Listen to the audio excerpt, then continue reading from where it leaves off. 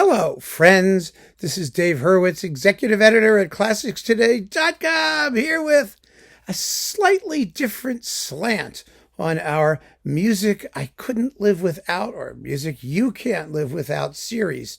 This is 16 major cycles or series I couldn't live without.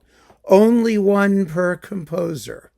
In the other things, you can pick, the same composer for 100 works. I don't care. But in this particular exercise, what we're going to do is pick a series of works by one composer, all of his, pick a genre: concertos, symphonies, string quartets, chamber works, operas, oratorios, whatever you want. It could be a series of anything that you want to do within reason, but it has to be more or less homogeneous. In other words, you can't pick everything by composer X. You have to have a slice. It can be as big a slice as makes logical sense, but it has to be a slice. And this is going to be fun because it forces you to think and make choices. It forced me to think and make choices. And the other challenge I have for you is not to make these choices spontaneously. In other words, don't agonize. I mean, when I came up with this idea, it took me about a minute to come up with all 16 of these, 2 minutes. Whatever first comes into your head, because that's going to be the stuff that you really love. I mean, the stuff that really sticks out. You don't have to agonize and worry about what it's got to be your personal list of things that float to the surface. I'm very curious to know what this is going to be, because when you have composers who wrote lots of works in many media, like Mozart or Beethoven or Brahms or people like that, it's going to be interesting to see what strikes you, what really strikes you. I surprised myself actually in doing this because there were some things that I feel I ought to be valuing the most, but I didn't. And it's all about your personal choices. So, limit of 16, only one thing per composer. So you don't have to do 16 if you don't have that many composers, but make it as spontaneous as you can. And let's see what comes out. I'm really, really curious. So here are my 16 major cycles or series that I couldn't live without. Number 1, Scarlatti's complete sonatas. Oh yes, why not have a 35 or so CD box of 2 or 3 minute or 4 minute harpsichord sonatas, 555 of the suckers. Actually, they are some of the most joyful and refreshing and soulful pieces anybody ever wrote for anything, for any reason, and I just adore them. And so, that was like such a no-brainer. The first thing that popped into my head, literally, Scarlatti sonatas. Okay, so there we go. That's series number 1. Series number 2, Haydn's string quartets. I mean, now we've embarked on the Haydn Symphony Crusade, and we've been pushing his symphonic music, of course, which is every bit as important. But when I thought to myself, what came up when I thought about Haydn, it was string quartets. I mean, the guy who invented the most sublime and profound genre in all of Western music. And my goodness, did he do a good job of it with 68 and a half of those suckers. So the complete Haydn string quartets was another no-brainer.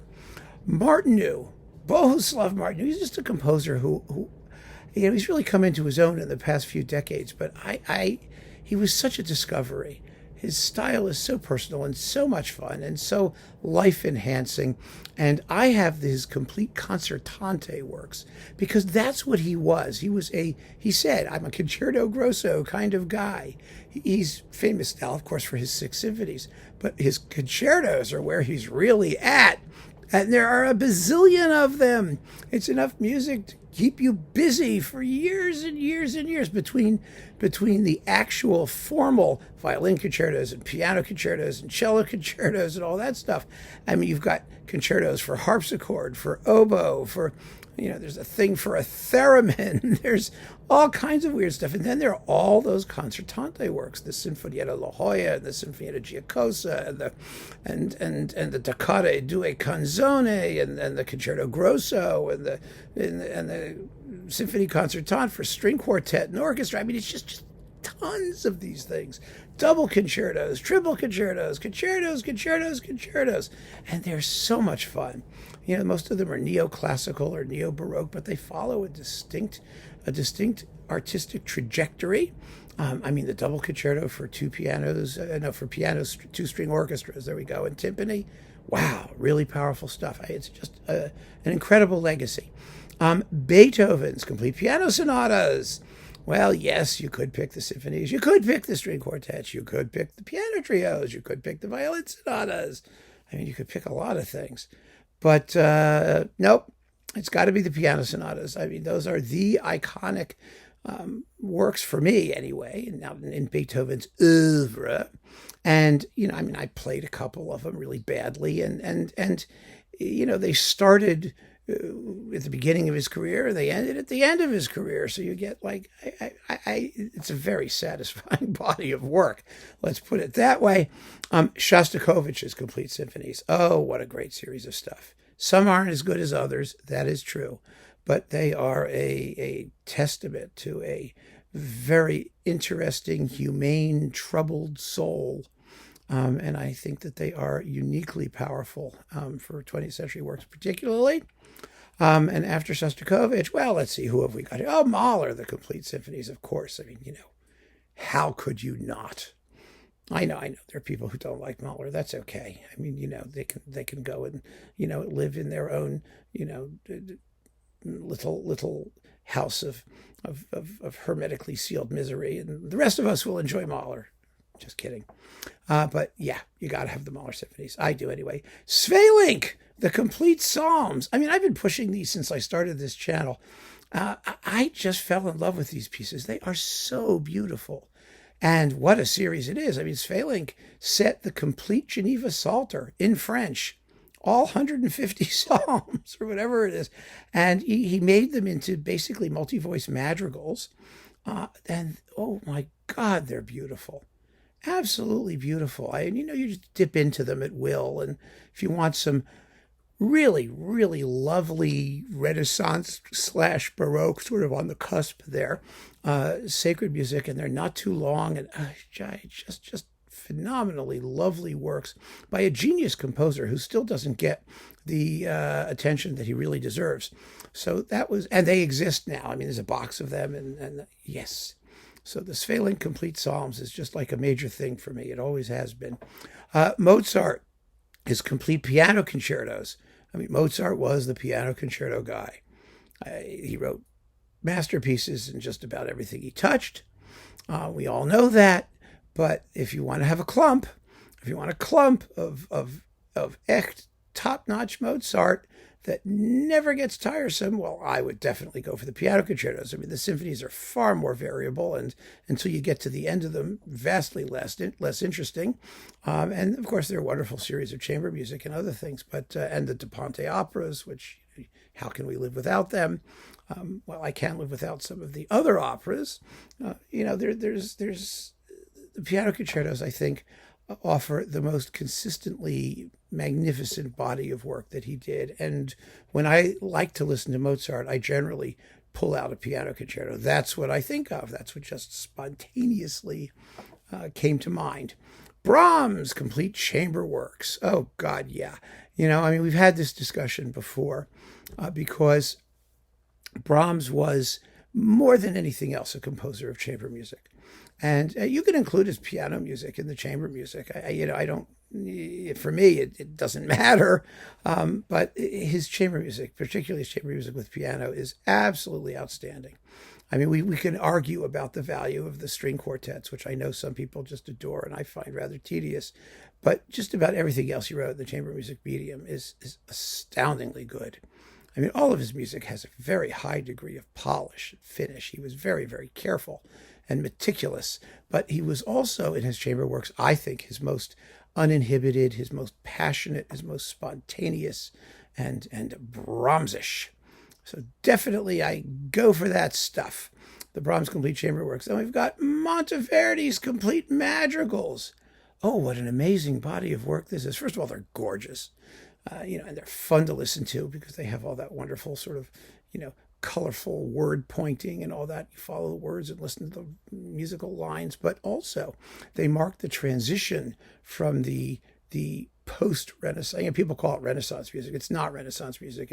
There's Reformation and the Counter-Reformation, and then, it's 100 Years of War. The Renaissance was basically the 15th century, and we're getting up to the 1600s with the Monteverdi Madrigals. So for musical terms, we call it like Renaissance music, but historically it's all wrong. Periodically, in terms of the periodicity. Anyway, Monteverdi Madrigals trace the evolution of music from that Renaissance style, the a cappella polyphonic style, to the new Baroque style with continuo and melodic line and instrumental music and the evolution of instrumental music. It's all there. Between the first book of Madrigals and the eighth, the Madrigali Guerrieri and Amorosi, or whatever those are, that has the Combattimento di Tancredi and Clorinda in it, and the Lament of the Nymph, and all these things. They're all, what he called a madrigal, for lack of a better term, was a full-blown accompanied operatic scena or something, mini operas and ballets and dance music. It's all kinds of stuff, infecting this previously rather pure, vocal style. It was the new method, the secunda practica, whatever he called it. And boy, is it a fabulous body of work, because this is masterpieces all along the way. But you can hear Western music evolving as you listen to them, and it's quite a journey, a remarkable journey. It's enormous fun. Okay, the Tchaikovsky symphonies. Gotta have the Tchaikovsky symphonies. I was really torn on this one because Tchaikovsky also wrote, maybe the ballets. There's some other things he did that are just amazing, tone poems and whatnot. But the symphonies are so much better than people give them credit for being, including Manfred, by the way. You get all 7 of them to my way of thinking. And, even the early Tchaikovsky symphonies that people don't play, they've got such great music. I adore the first and second symphonies. The third I can take or leave, but it has wonderful music in it. And some of you absolutely swear by it, and I respect that completely. I get it, because Tchaikovsky's level of polish in his orchestral writing was extraordinarily high, and he had a melodic gift that was second to none. So, yeah, I go for the Tchaikovsky symphonies. I think they represent him best. I really do. Same thing with the Nielsen symphonies. Nielsen always gets second shrift. I understand why, actually, because his music it has a bumpy surface, let's say. It's music about dynamism and muscularity and goal direction. It doesn't have spots that you stop and say, oh, there's the big tune. It's gorgeous. It's this. It's always in ferment, and you have to listen to complete works from beginning to end, because he wrote things in what you might call progressive tonality. In other words, they have a directed goal to end someplace other than where they started. So you have to take the journey. There's no way around it. He did write lovely tunes. He had a very distinctive harmonic and melodic style like nobody else, but it was all placed in an idiom that had an overall larger formal purpose. And people don't like form, it's like, yeah. But, oh my goodness, what amazing pieces they are. You have to focus on their totality. And that's why I think they just don't get the attention that they deserve. Also, the fact that I think the Danish people tend to be somewhat circumspect. I don't know why. I think they're fabulous and they have amazing cultural legacy, and but they don't like to put themselves out. And it's taken them a while, I think, to sort of push forward. The Norwegians never had a problem pushing Grieg. The Finns, swear by Sibelius. He's their national hero. The Swedes actually were also kind of like that, somewhat truculent when it came to, promoting their musical heritage. So, I mean, Nielsen, when I was in Denmark, I talked to a lot of people in Denmark, and, they were very frank about the fact that they, some of them like, well, Nielsen, who cares? I like Brahms better, Okay. I mean, there's no reason to like something just because it comes from your country. I like that. I don't like nationalist boosterism necessarily. But when the guy's a genius and he could use a leg up, it never hurts. And so, yeah, they promote Nielsen, but not with, I think, as much enthusiasm as they could. That's my feeling. Come on, my friends in Denmark. He's great. Get moving. Da Capo has to really start pushing out that complete Nielsen edition, which rumor has it they've been working on for 30 billion years, and it's got to get funded, and they got to be, at least do that for yourselves, Anyway, after Nielsen, Dvořák, complete chamber works. Oh, I assumed when I came to Dvořák I would be talking about symphonies and tone poems and overtures. No, his chamber music is just the most extraordinary legacy, along with Brahms's. They're the two huge chamber music guys in the second half of the 19th century. And I mean, Dvořák wrote 14 string quartets. We only hear one of them, and I've listened to all of them. And, again, they're uneven, but 7 or 8 of them are masterpieces. And then there's all that other stuff. I mean, the piano quartets and the piano quintets and the string quintets and the trios and just scads of masterpieces that people almost never think about, and which have given me so much pleasure over the years. I mean, I adore the symphonies, I really do.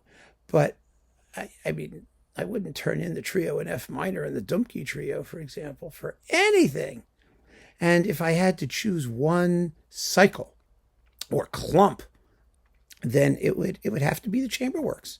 I mean, the bagatelles for harmonium and string trio, or whatever that is. I mean, there's just so much interesting stuff in there, and just gobs of it. So yeah, Dvořák chamber works. Debussy's complete piano music. I mean, the greatest legacy for the piano after Beethoven and Chopin. Chopin's not on my list. Sorry, he can be on yours. But the Debussy piano works are just extraordinary, and another amazing journey from his early, more salon-like material, the pretty romantic stuff, to the impressionist masterpieces, to the late, the etudes and the spiky, more modernist things. Wow, what an incredible sonic imagination he had in it. And it's a very digestible body of work because you can get it all in like 4 or 5 discs. Phenomenal stuff. Janacek, his complete operas. Now that they're all available, we can do that. Yes, of course, you get the Keras box. You could just have that if you want, which has the five biggies. Yennefer, Copacabana, the cunning little bit vixen, the Macropolis case, and From the House of the Dead. But Bruchek has now been recorded a few times, and it's really marvelous. And Fate is lots of fun. Lots of fun for a grisly story, a crazy story. The Beginning of a Romance, Sharka, they're all out there, more or less, somewhat. But as many as you can get your hands on, because that is a legacy that is so personal and so passionate and so quirky and distinctive. And I just play them. I don't even have to follow the words. I just listen to them because they're, with the screaming in Czech and all that. I don't know. They're just amazing, and they're short and they're punchy, and they're just incredible. And last but not least, Sibelius, his complete orchestral works. That one I maybe pushed the envelope a little bit because I would have said just symphonies or just tone poems, but no. Sibelius's orchestral style was so distinctive. His writing for the orchestra was one of the miracles of classical music, or 20th century music, basically late 19th and then 20th century music. Nobody sounds like he does. Nobody handled instruments quite the way he did. He had such a distinctive mode of speech. The woodwinds gambling in thirds, that was like his thing. And the weird timpani parts, the pedal points, the string ostinatos. I mean, you listen to his music, you know instantly who it is. And it's all seemingly part of this gigantic orchestral fabric that he's cutting to various sizes and calling different things, you know?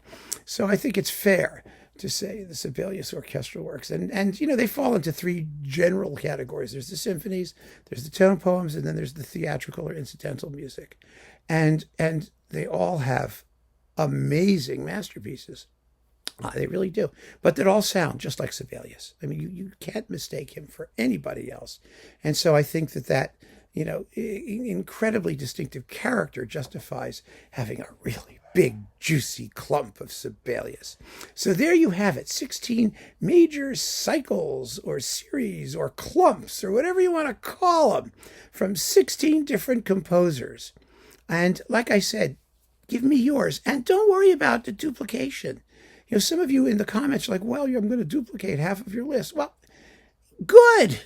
Do it because the reason is because the duplication counts in this particular series for other viewers or people who are looking for things that may be the most popular, the most frequently mentioned. That's legitimate that things get duplicated. You don't have to just and if you're not duplicating, if you're not doing what comes to you spontaneously, then you're not really in the mode. You know, if you have to think of, 57 obscure Moldavian composers to list, then no, we don't want to do that. We want the things that you really love that occur to you when you think music. This is what music is for me. So keep that in mind and go to it. Thanks for joining me, friends, and keep on listening. Take care.